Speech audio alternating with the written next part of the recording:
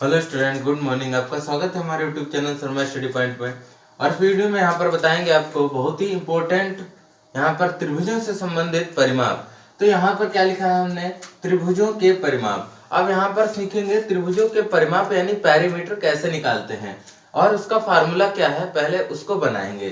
तो यहाँ पर त्रिभुजों के परिमाप में आप जानते हैं यहाँ पर पहला त्रिभुज जो होता है वो कौन सा होता है। पहला होता है हमका यहाँ पर क्या, विषम बाहु त्रिभुज। क्या होता है, विषम बाहु त्रिभुज। ठीक है, ये होता है पहला विषम बाहु त्रिभुज। विषम बाहु त्रिभुज में क्या होता है, सभी साइड सभी भुजाएं अलग अलग होती हैं। जैसे मैंने ये बना दिया यहाँ पर, इसका a सेंटीमीटर मान लिया कोई साइड है, इसकी b सेंटीमीटर कोई साइड है और इसकी यहाँ पर c सेंटीमीटर कोई साइड है और ये ट्रायंगल का नाम है ABC। ठीक है, अब यहाँ पर पेरीमीटर का मतलब होता है क्या, परिमाप का मतलब क्या होता है। परिमाप अगर इसका हम निकालेंगे तो परिमाप एक दूरी है। क्या है, परिमाप क्या है, एक दूरी है, यानी परिमाप को हम दूरी लिख सकते हैं। ठीक है, परिमाप एक दूरी होती है। तो कहां से कहां तक दूरी होती है, अगर हम B पॉइंट से चलें और यहाँ से B से A, फिर A से C, फिर C से B तक आ जाए और जो टोटल डिस्टेंस कवर्ड होगी, टोटल डिस्टेंस जो होगी वही हमारा परिमाप कहलाएगी। क्या कहलाएगी, परिमाप। तो यहाँ पर देख लेते हैं कैसे करेंगे। B से चलेंगे, यहाँ से आप ऐसे कर लीजिए, A से B तक चलिए, A से B चले, फिर B से C चले, BC, फिर C से A चले, C से A। ठीक है, तो इनको सबको जोड़ लेंगे, यानी A सेंटीमीटर AB वाली और BC C सेंटीमीटर है, C सेंटीमीटर। ठीक है, C सेंटीमीटर और प्लस CA कितनी है, B सेंटीमीटर। ये जोड़ लिया, यानी ये P बराबर पेरीमीटर यानी परिमाप आ गया।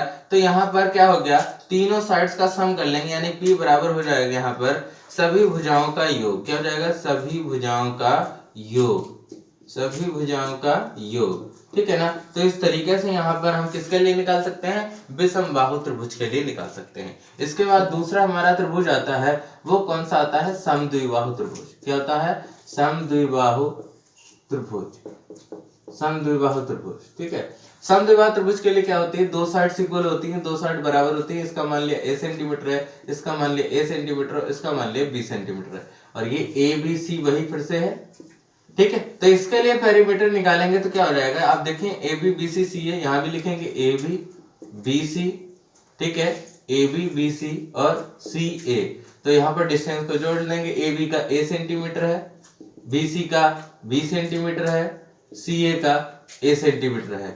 तो यहाँ पर देखिए A सेंटीमीटर जुड़ जाएंगे, यानी हो जाएगा 2A सेंटीमीटर। ठीक है, 2A सेंटीमीटर।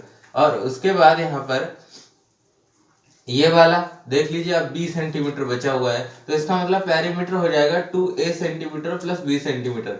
यानी जो एक साइड है, जो दो बराबर वाली साइड है, उसका दो गुना, यानी जो बराबर वाली साइड है यानी पहली साइड आप कह सकते हो, दोनों जो एक जैसी होंगी। तो यहाँ पर फर्स्ट साइड हो जाएगा 2 इंटू फर्स्ट साइड प्लस यहाँ पर जो है वो थर्ड साइड हो जाएगा। ठीक है ना, थर्ड साइड। तो इस तरीके से हम इसका पेरीमीटर निकाल सकते हैं इस फार्मूले के द्वारा। इसके बाद आपका बचता है कौन सा बचता है, इक्विलैटरल ट्रायंगल, यानी आप कह सकते हैं समबाहु त्रिभुज, समबाहु त्रिभुज। ठीक है, समबाहु त्रिभुज। इसमें क्या होता है, तीनों साइड्स बराबर होती हैं। जैसे हमने मान लिया इसकी A सेंटीमीटर है, इसकी भी A सेंटीमीटर साइड है और इसकी भी A सेंटीमीटर है। तो यहाँ पर तीनों को जोड़ देंगे तो P बराबर क्या आ जाएगा, A centimetre plus A centimetre और प्लस A सेंटीमीटर, यानी ये आ जाएगा P बराबर A।